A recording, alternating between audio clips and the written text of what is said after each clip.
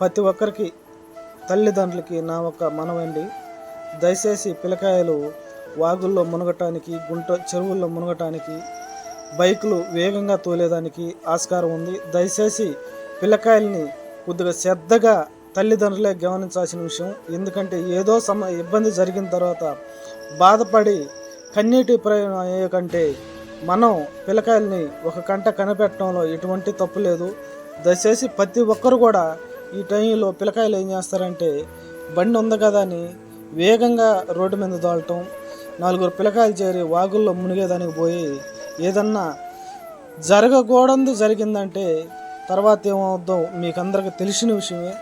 దయచేసి తల్లిదండ్రులు పిల్లకాయల్ని ఒక కంట కనిపెడతా, అట్నే వాళ్ళు ఆడేటప్పుడు వాళ్ళతోటి కూడా మనం కూడా ఆడితే వాళ్ళకి కూడా ఒక ఫ్రెండ్ లాగా, ఒక అన్నలాగా మనం కూడా ఒక ఫ్రెండ్షిప్గా చేసిన దానివల్ల ఇద్దరి మధ్య చాలా బాండింగ్ వచ్చి వాళ్ళు మనతో ఎక్కువ స్పెండ్ చేసేదానికి అవకాశం ఉంటుంది. దయచేసి ప్రతి ఒక్కరు కూడా తల్లిదండ్రులు ఇలాంటి విషయంలో పిల్లకాయలను ఎంకరేజ్ చేయాలని ఆశిస్తున్నాం.